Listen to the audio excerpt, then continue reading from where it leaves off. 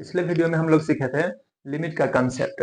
उसमें left hand limit, right hand limit, limit का symbol क्या होता है, लिमिट का मीनिंग क्या होता है, कहाँ सॉल्व होगा, किस कंडीशन में नहीं होगा, वो सब। और आज क्वेश्चन सॉल्व करेंगे। इस वीडियो में हम पहले क्वेश्चन देख लीजिए, खुद ट्राई कीजिए, और उसके बाद नहीं हो रहा है तो यहाँ पे हम सॉल्व कर दे रहे हैं, देखिएगा।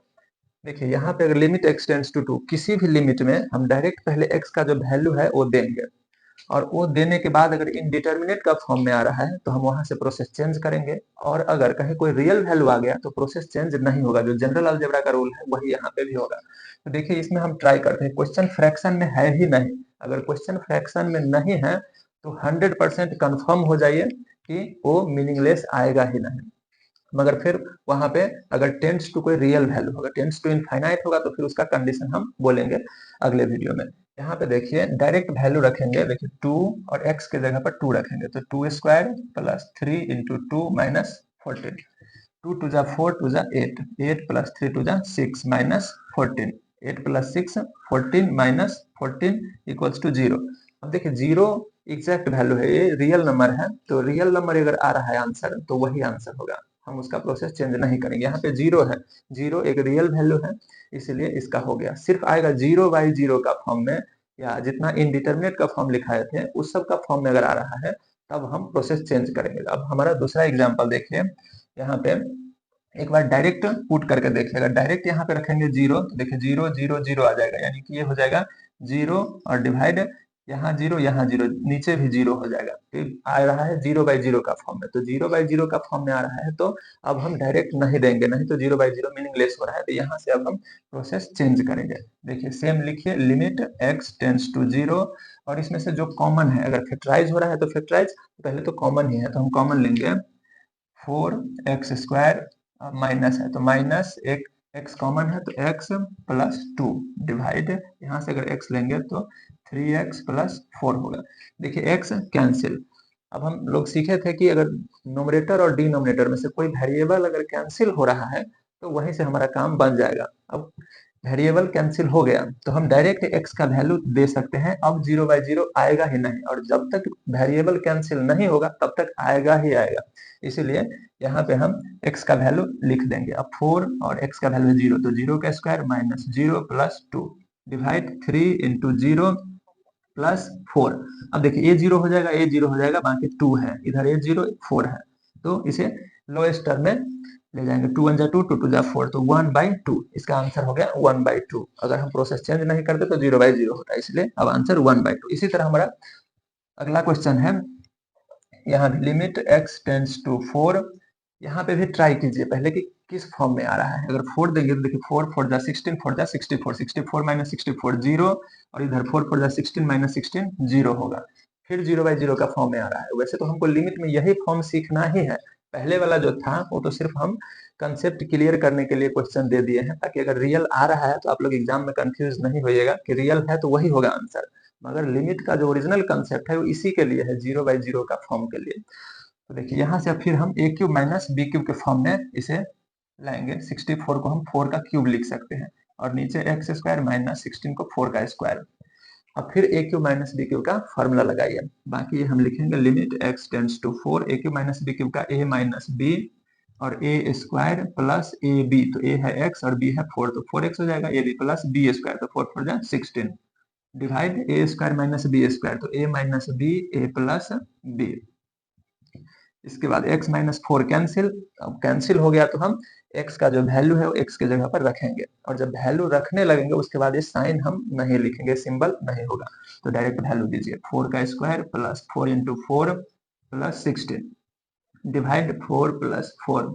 अब 4 4 जा 16 प्लस 16 प्लस 16 कितना हो गया, 3 इंटू 16 बाई 4 प्लस 4 8, तो 8 2 जा 16 और 3 2 जा 6, इसका आंसर। क्वेश्चन नंबर 5 है, देखिए यहाँ पे उस सब में किसी में रूट नहीं था तो उसका प्रोसेस हो गया।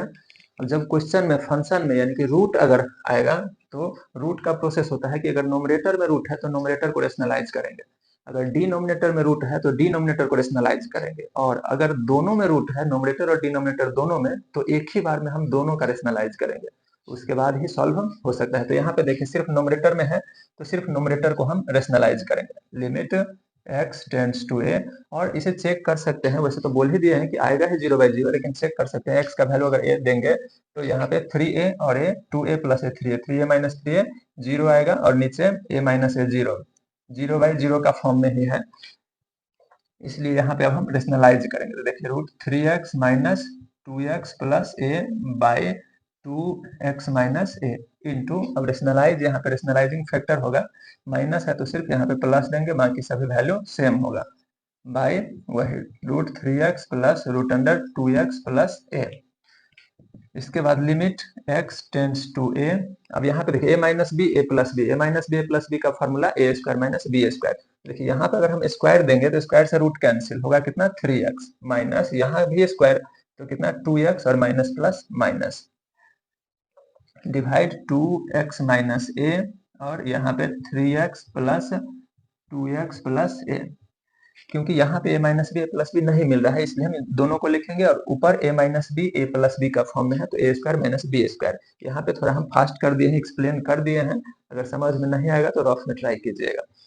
अब देखिए यहाँ पे 3x माइनस 2x, तो कितना होगा, limit x tends to a, 3x minus 2x x minus a, और नीचे है 2 और x माइनस a, और ये 3x plus 2x plus a। देखिए x माइनस ए कैंसिल, और x माइनस ए अगर कैंसिल हो रहा है तो अब हम वैल्यू तो रख सकते हैं, तो ऊपर तो कुछ है नहीं, तो यहाँ पे हम 1 लेंगे, 1 नीचे है 2, और इस x के जगह पर हम लिखेंगे a, तो रूट में 3a हो जाएगा, और इधर 2a प्लस a √3a, तो हो गया 1 बाई, अब ये 2 ठो है तो 2 आएगा, तो 2 2 जा 4 √3a। अब या तो इसे ऐसे लिखिए, ये भी आंसर हो गया, और नहीं तो आप 1/4√3 और √a लिख सकते हैं, ये भी सही है, दोनों एक ही में है इसलिए, नहीं तो ऊपर वाला ही आंसर। इसी तरह अब हमारा क्वेश्चन नंबर 5 है। देखिए इतना तो था x टेंड्स टू a व 2 3 5 9 कोई भी रियल वैल्यू था, अब हमारा है टेंड्स टू इनफाइनाइट, तो इनफाइनाइट से फिर प्रोसेस चेंज हो जाएगा, कि जैसे ही देखिएगा कि इनफाइनाइट है, अगर टेंड्स टू इनफाइनाइट, तो सबसे पहले तो क्वेश्चन यानी कि ये जो फंक्शन है वो फ्रैक्शन में होना चाहिए, अगर फ्रैक्शन में नहीं है क्वेश्चन तो सॉल्व करना थोड़ा प्रॉब्लम होगा, तो उसे हम पहले फ्रैक्शन में बनाएंगे, रेशनलाइज करके होगा और जैसे भी होगा, मगर यहाँ पे क्वेश्चन तो फ्रैक्शन में है ही, तो क्वेश्चन अगर फ्रैक्शन में है तो बहुत आसान हो जाएगा, limit x tends to infinite. सिर्फ इनफाइनाइट के केस में मैक्सिमम वेरिएबल नोमिनेटर से और डिनोमिनेटर से सिर्फ कॉमन लेंगे हम, और कुछ नहीं करना है। देखिए मैक्सिमम वेरिएबल किसी भी टर्म में कितना है, यहाँ पे है मैक्सिमम x स्क्वायर, तो सिर्फ x स्क्वायर हम कॉमन लेंगे, तो यहाँ रह गया 4, यहाँ एक x तो है मगर एक एक्स्ट्रा लिए है, तो जो एक्स्ट्रा है उसे डिवाइड कर देंगे, यहाँ से तो पूरा एक्स्ट्रा ही है तो सभी से डिवाइड करेंगे, डिवाइड, यहाँ भी मैक्सिमम वेरिएबल जो है, तो मैक्सिमम तो x स्क्वायर है तो x स्क्वायर कॉमन लेंगे, तो इधर 5 प्लस इधर से हम लेंगे तो 4/x, अगर यहाँ पे तो एक भी x नहीं है तो इस पूरे से डिवाइड करेंगे 3/x स्क्वायर। देखिए x स्क्वायर कैंसिल हो गया, तो अब तो हम वैल्यू लिख सकते हैं, तो वैल्यू लिखेंगे यहाँ पे, तो x के जगह पर हम इनफाइनाइट देंगे, तो वैसे इनफाइनाइट का जो है सिंबल है, वैल्यू तो है नहीं, इसीलिए सिंबल कभी भी हम पुट नहीं कर सकते हैं, पुट सिर्फ वैल्यू करेंगे, ये तो इनफाइनाइट का सिंबल है, इसलिए हम यहाँ पे देंगे नहीं, मगर डायरेक्ट इसे लिखिएगा तो 4 और प्लस, अगर डिनोमिनेटर में इनफाइनाइट होगा तो टोटल वैल्यू 0, तो 3/इनफाइनाइट 0, तो 0 इधर भी 0/5 प्लस 0 माइनस 0, तो सभी 0 ही है, 4/5 आंसर हो जाएगा इसका। अब रहा कि डिनोमिनेटर में अगर 0 है, इनफाइनाइट है, तो 0 कैसे होता है, इधर हम रफ में दिखा दे रहे हैं। जैसे कोई भी नंबर है, मानिए x डिवाइड इनफाइनाइट, तो इनफाइनाइट का हम वैल्यू समथिंग डिवाइडेड बाय 0 सीखे थे फर्स्ट पार्ट में, तो समथिंग का हम 1 ही ले लेंगे, 1 डिवाइड 0। अब देखिए 0 से ऊपर मल्टीप्लाई होगा, तो 0 से अगर ऊपर मल्टीप्लाई होगा तो x इंटू 0/1, x इंटू 0 0, 0/1, और अगर नोमिनेटर में 0 है और डिनोमिनेटर में कोई वैल्यू है तो टोटल वैल्यू 0 होगा, इसीलिए डायरेक्ट याद ही रखिएगा, प्रोसेस ये हो गया, याद ही रखिएगा कि अगर डिनोमिनेटर में इनफाइनाइट है तो टोटल वैल्यू 0 होगा।